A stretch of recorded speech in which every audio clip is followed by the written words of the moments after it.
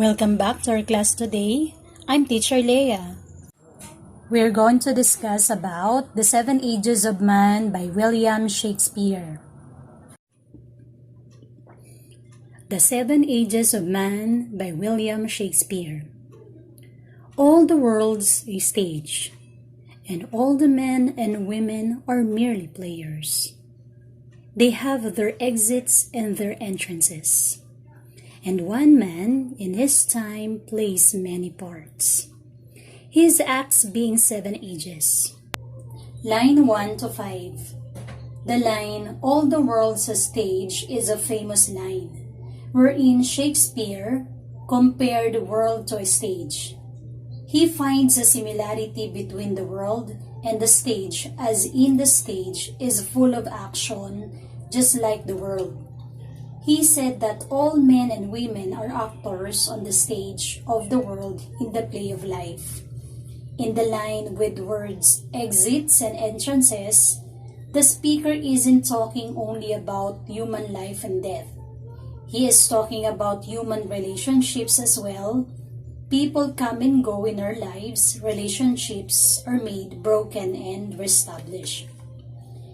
At first, the infant, mewling and puking in the nurse's arms, and then the weaning schoolboy, with his satchel and shining morning face, creeping like snail, unwillingly to school. 6 to 7, Stage 1, Infancy. Shakespeare mentioned the 7 ages of a man's life. The first stage of life is birth or infancy.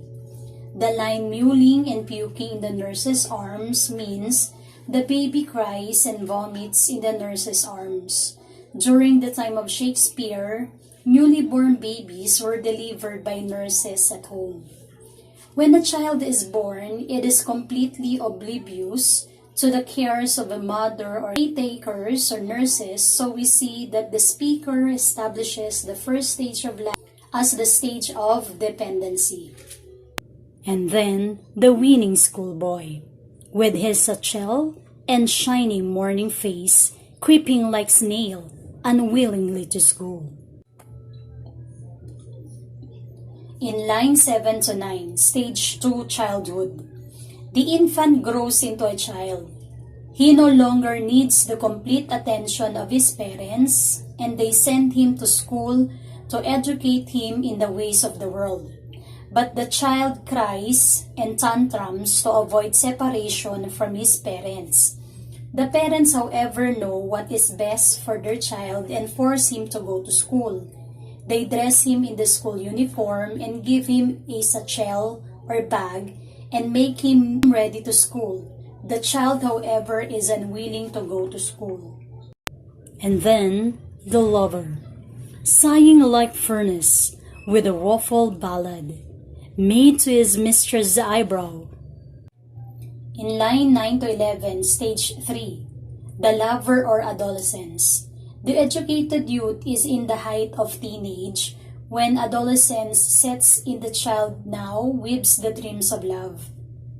The meaning of then the lover sighing like furnace is that the passion and expression of love can be related to the heat and breathing of furnace or heater.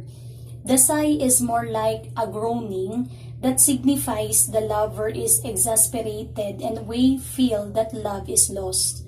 The line with a woeful ballad could mean that he is lonely and separated from his love and longs to be with her.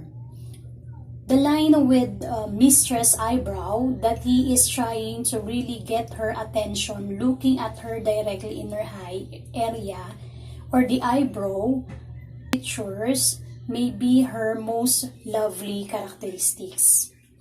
This is the period in a person's life when he witnesses beauty and the feeling of amorous love and infatuation.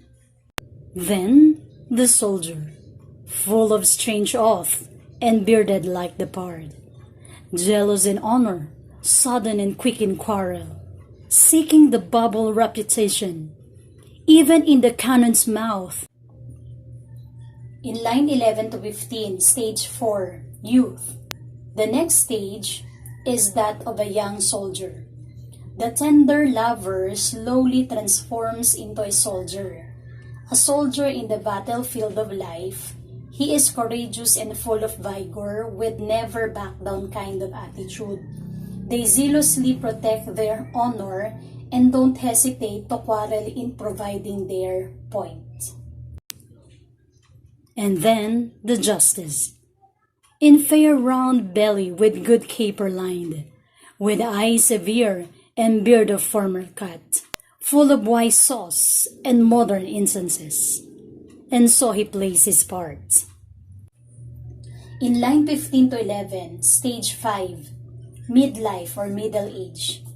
Then the soldier, as he goes into middle age, is seen as the judge, passing on judgment and protecting the people with law and order.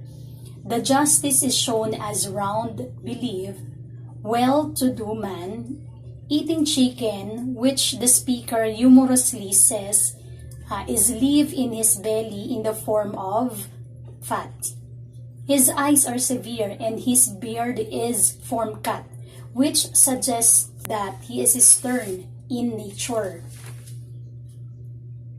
He is full of wisdom and modern examples of where they are relevant. He carries about his part imparting knowledge and carrying out the duty of justice. The 6 ages shifts into the lean and slippered pantaloon, with spectacles on nose and pouch on side. His youthful host will save a world too wide, for his shunk, and his big manly voice, turning again toward childish treble pipes, and whistles in his sound. In line 19 to 25, stage 6, old age. The 6th age, according to the speaker, is the entry of the middle-aged men into senescence or old age. The person progressively becomes lean and frail. He looks like an old fool, pantaloon, in his rag slippered. An old man is often seen wearing corrective spectacles or glasses and pouch on their side to carry their items. His voice reduces in pitch and volume and whistles as he talks. We see the effect of time and age upon a person. Last scene of all, that ends that strange eventful history, is second childishness in mere oblivion. Sans teeth, sans eyes, sans taste, sans everything. In line 25 to 28, stage 7, extreme old age. The period of life in which a person is old and weak. The last of the ages is dotage or extreme old age, leading into the finality of death. The speaker calls it the last sin of all. He describes this final stage of life as second childishness, where the person enters into oblivion, the state of forgetting. Dotage or extreme old age causes a loss of all senses, and the person is left with nothing. He sees in return to dependency in this stage of life. He has left his teeth, his eyesight, even all the essence of his life.